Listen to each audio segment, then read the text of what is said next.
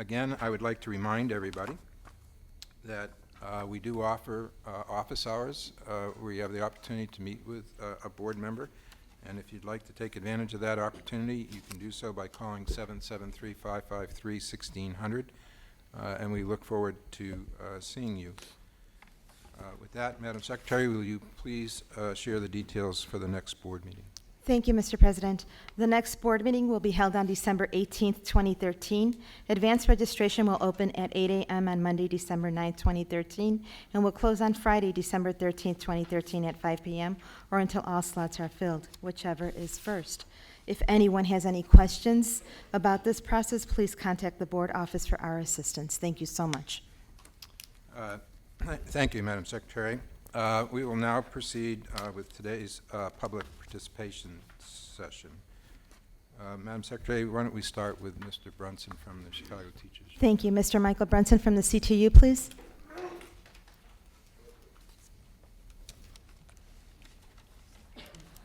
Where are you, Michael?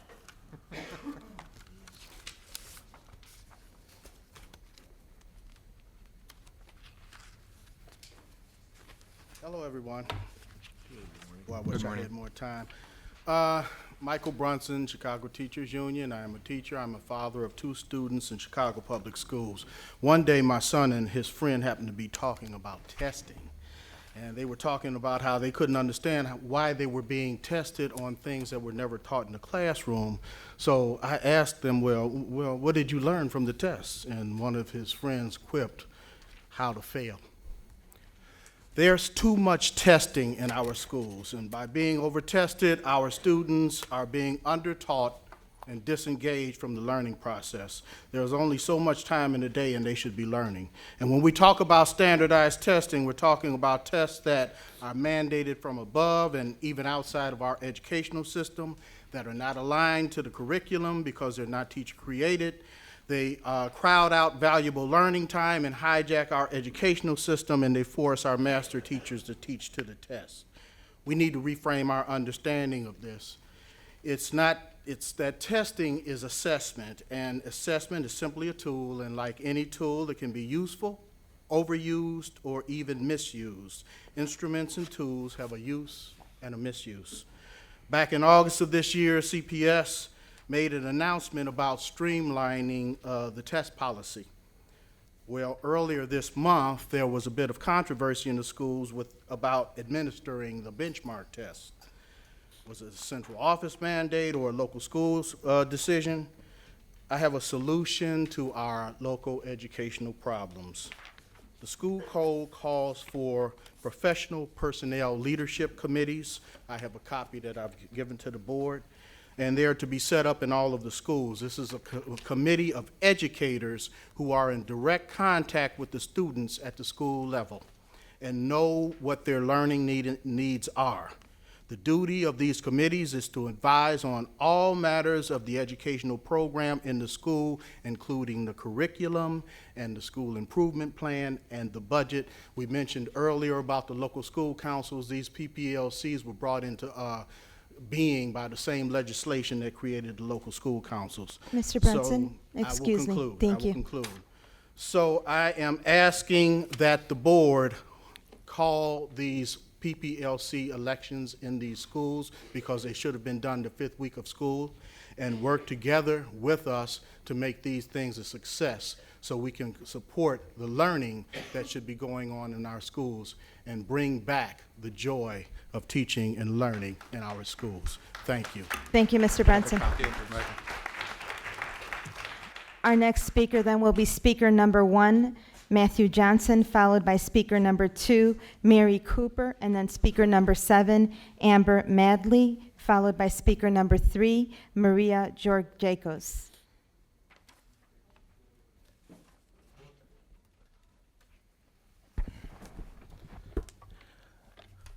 Good morning, President, Mr. Vitale, CEO, Ms. Barbara Bird Bennett, and all other members of the board.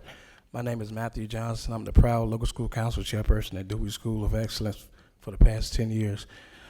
I've spoken at many board meetings over the years, usually with complaints, but today I'm here to share the positive things that's going on at Dewey School of Excellence and at USL School. Our principal, Mr. Rogers, his administration, and staff is doing an excellent job at Dewey, ensuring that they provide a quality education for every child that prepares them for college. The culture of the school is even different now in a positive way. Some of the structure and discipline challenges that we faced in the previous school years that prevented students from learning in a safe and peaceful environment has been eliminated. There's a comprehensive attendance plan that's being implemented at Dewey School, and it's very effective. The students are attending school now at a record-breaking pace, 5% higher than it was last school year. My son, Matthew Jr. and Mark, are students at Dewey. The challenge that I had at Dewey with my sons was getting them to school on time. This year, my sons have perfect attendance and haven't been late all school year. My sons are 2 of the 85% of the students at Dewey School that are benefiting from after-school enrichment and supporting classes. Board members, please understand one thing. I'm the same dedicated, prideful, fighting parent that's been fighting just a few months ago for my son and the previous staff that I love dearly. But I'm here today, standing today, sharing some of the same conviction that you share, Ms. Bobby Byrd Bennett and members of the board, for the AUSL turnaround at Dewey. Mr. Rogers is doing an excellent job. He's getting the best out of what we have. And if the rest of the school year is anything like the first 10 weeks, we will accomplish our goals. I look forward to, yes, I will. Thank you. Ms. Bobby Byrd Bennett, I look forward to meeting with you, that meeting. Okay, so thank you all so much. Thank you, Mr. Johnson. Our We next welcome speaker, your please. passion for your kids, and keep it up. Our next speaker, please, Mary Cooper. Last call for Mary Cooper. Next speaker, speaker number 7, Amber Mandley. Last call. Good morning. Morning. My name is Amber Manley. I'm here from Chicago International Charter School, the Bucktown campus. So I'm taking my son to school this morning, and he asks me what I'm doing today. So I tell him, well, I'm going to the CPS board to talk about your school. And he's like, what about? And I said, well, we want to talk about equal funding, making sure that, the funding is following all the kids to school. I explained this to him previously, and he's like, but Mom, you already did that. I'm like, I know, but we have to keep talking about it to make sure that people understand why we keep asking for these things. And unfortunately, in my house, if I have to keep telling him something over and over again, it usually means he's in trouble. So he was very concerned about me coming here today. So I said, no, it's okay. We're just talking. We're letting everybody know what's going on. So I'm here today to talk to you about the really great things going on at Bucktown. This morning, I got an email from our principal at 4 a.m. She works very early. So our NWEA results for last year, in reading, we had 154% normative growth. In math, we had 143% of normative growth. And in science, we had 187% of normative growth. Over 30% of our graduating 8th graders received letters of acceptance to selective enrollment high schools. So we're very, very proud of our students, our teachers, our administration, and we just continue to urge the board to continue to look at the issue of equal funding. Thank you. Thank you. Our next speaker, please, Maria Georgakos.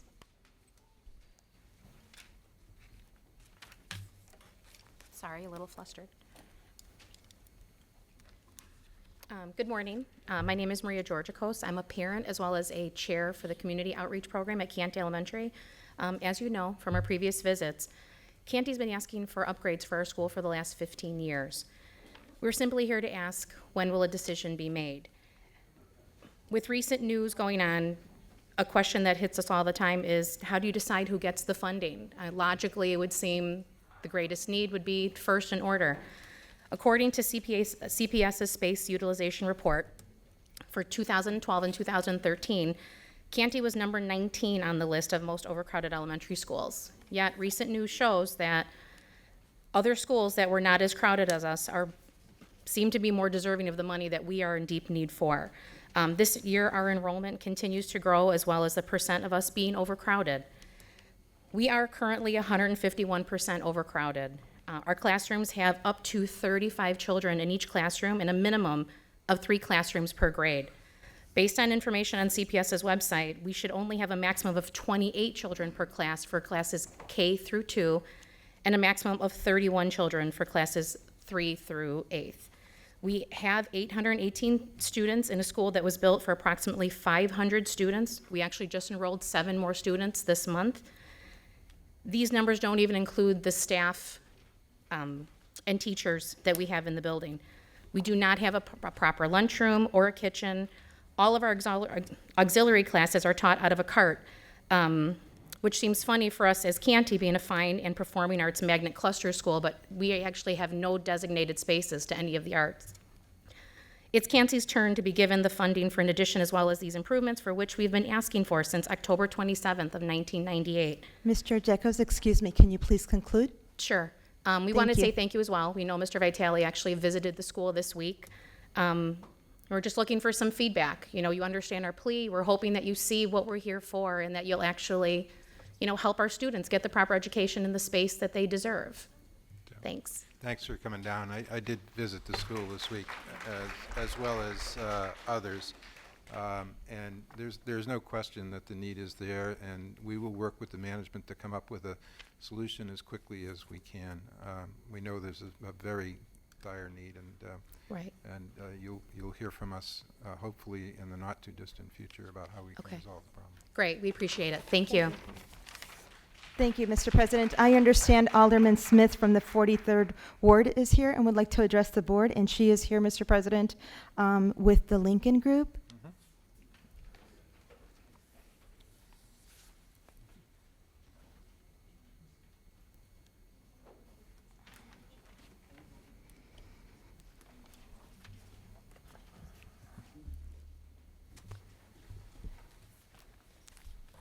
Thank you very, very much, Mr. President and members of the board and Vice President Ruiz. For years, parents at Lincoln Elementary have been working on the issue of overcrowding at our school. And the overcrowding really threatened the high-quality education on which the parents of our community rely. Indeed, not only are more people moving to Chicago to go and wanting to locate in the Lincoln Park community, specifically to go to Lincoln Elementary, but Lincoln Park is still growing and going to be experiencing some expansion due to development. I have to admit that I was hopeful when CPS released its draft 10-year facilities plan last spring that the overcrowding would be fully addressed. However, it wasn't. Unfortunately, the plan, we believed, underestimated the current condition and the future condition, but really didn't talk about this ongoing development. But we worked, our community, the Lincoln Park community, worked on the statistics underlying that plan to prove to CPS that our overcrowding situation was really dire. And it became even more apparent when CPS was able to enter into a 1-year only agreement to address the overcrowding and put people at DePaul University. In fact, without that addition, Lincoln Elementary is the 15th most overcrowded public elementary school.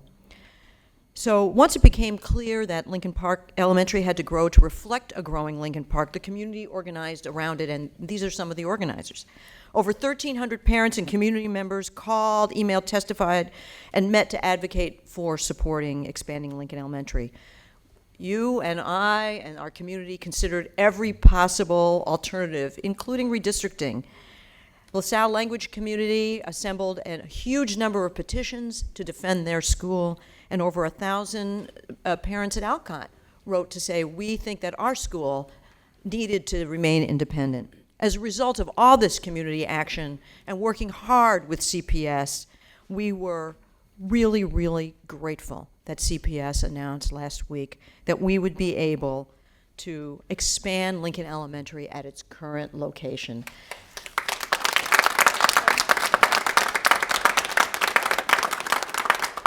We are here to thank the board for working with us, listening to us, and frankly being pressured by this wonderful community who really proved that an open community process can result in excellence in education. I think we always talk about the 3 legs of the stool, and I'm going to quote your CEO, a great principal, a great community, and here is one of those legs of that stool. And so we are here to thank you for our new annex at Lincoln Elementary. And I would like to ask Tasha Gelling, one of our parents, to comment a little, tiny bit further. Good morning. I'm Tasha Gelling. I'm a current LSC member at Lincoln Elementary, but most importantly, I'm a mother of 2 girls in 5th grade and in 2nd grade. I'm here with one purpose today, and that's to say to the board, to the state of Illinois, and Mayor Emanuel, 2 words: thank you. Thank you for participating with our community over the past 3 years in this process. Thank you for a solution that keeps our community together. And thank you from the bottom of our hearts for our children and for children to come. We are so grateful, and we are a grateful community.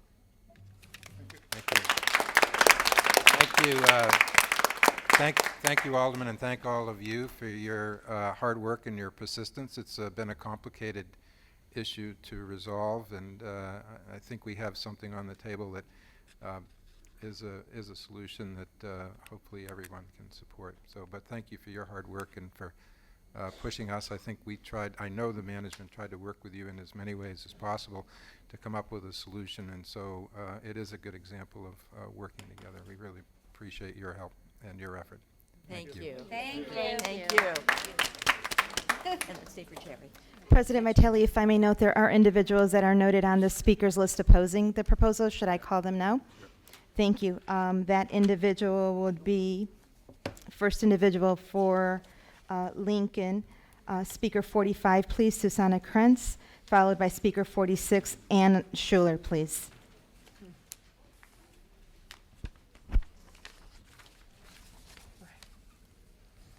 Last call for Susanna Krentz.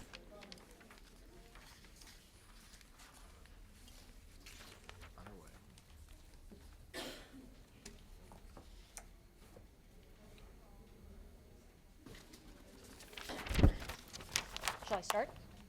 Yes, please. Hello, I'm Susanna Krentz, and I have lived across from the Lincoln Elementary School for 25 years. My 2 children attended Lincoln. I love Lincoln. I have a son who is still a current CPS high school student. I am strongly opposed to the proposed expansion of Lincoln, and unlike what Alderman Smith just characterized, I'm actually appalled by the lack of meaningful, open public comment. First, there are more cost-effective solutions and alternatives for CPS, such as simple redistricting to use the other excellent schools in the Lincoln Park area, and which also would provide a school that's closer to home for many of the students who currently have to get to Lincoln. Which leads me to my second point.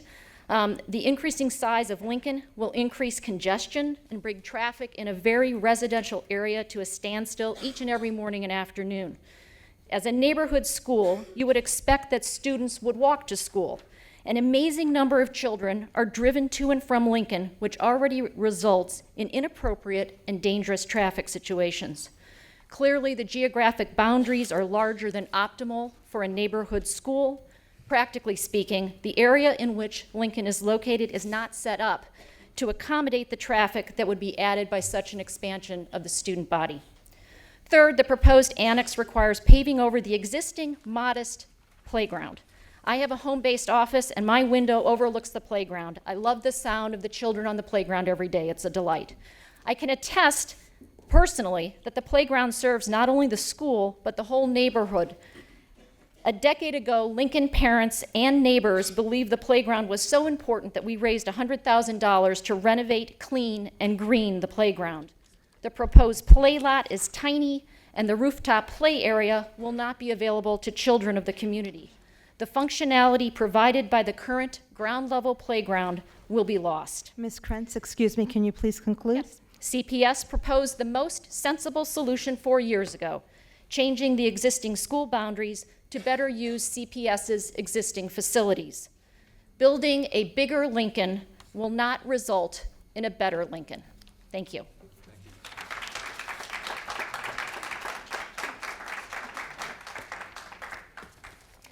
Hi, my name is Annie Schusler. My husband and I recently purchased a home on Kemper, directly across the street from Lincoln Elementary School. When looking at houses, we were immediately drawn to the playground and the school across the street. Although we do not have children yet, our future family was a large part of our decision-making process. The playground is a hidden gem in this congested city and neighborhood. It's a place where I could see my kids safely play away from busy nearby streets, such as Fullerton, Lincoln, Halsted, and Clark. When I heard from my neighbor that the school was being expanded at the expense of the playground, I was devastated. Why was there no discussion about it ahead of time in the neighborhood, and why did our alderman not mention it in her newsletters?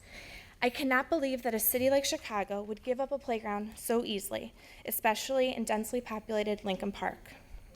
The more I learn, the more appalled I am at the process that took place and the decisions that led to the expansion of Lincoln Elementary School. Since we have moved in, I have yet to see the playground empty. Not during school, not before school, not after school, and not on weekends. Inclement weather doesn't even impact the playground's use. Last Monday evening, I watched a father and his 4 children have a snowball fight from my dining room window. If any of you have spent any time on Kemper, you would know that this is the case. Significantly downsizing the Lincoln playground would be a great loss both for the current and future children of the school and the neighborhood.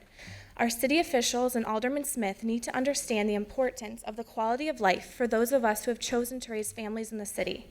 Taking away our treasured playground and making decisions in a vacuum behind closed doors will only force our residents to take their families and their tax money to the suburbs. I ask that you listen to us. We care about our families. We care about our neighborhood. We want to raise our children here. I ask that you please reconsider this impulsive and hasty decision to bulldoze the Lincoln playground and give the residents of this neighborhood a voice in the decisions that affect their children, their lives, and their neighborhood. Thank you. Thank you, Ms. Schuster. Mr. President, we have one speaker on the list in support. Speaker 59, please, Jerome Quant.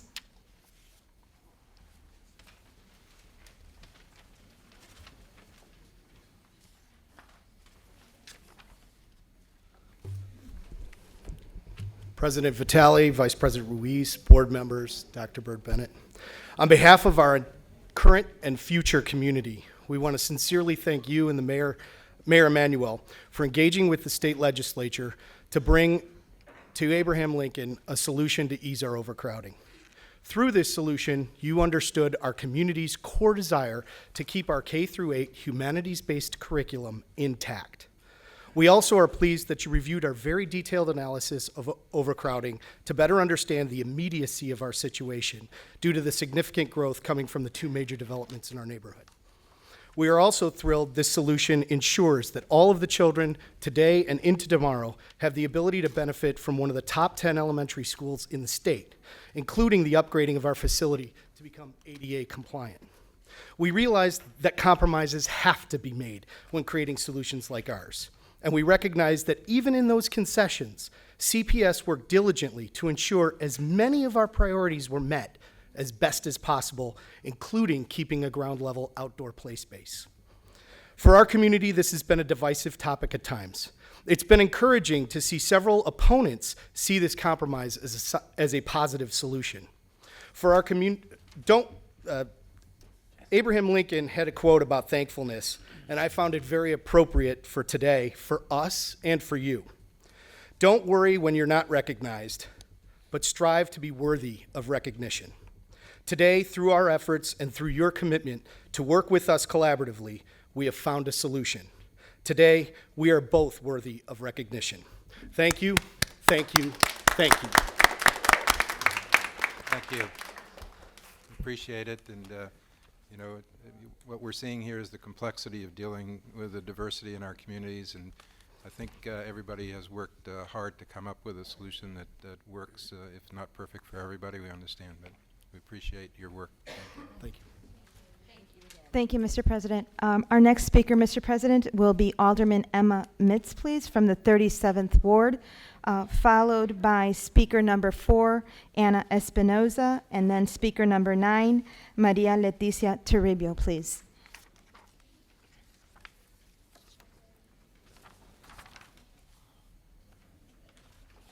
Good morning. Morning, To Alderman. this distinguished Board of Education. I'm here today to ask for your support for Chicago Educational Partnership with By the Hand Club. I have to tell you, we have a youth center on the 500 block on Laramie whereby the Hand Club have created excellent recreation for our young peoples where they can catch them up, teach them, and train them on programs after school. But now we want to move a little bit further because there's land across the street. We would like to work to bring in a school, K through 8th, starting from the K through first, and by the end of the 8th year, we have 810 students in the school.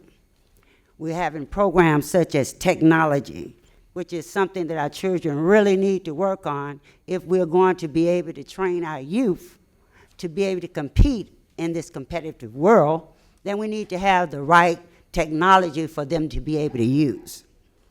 Also having a new facility, that alone brings hope.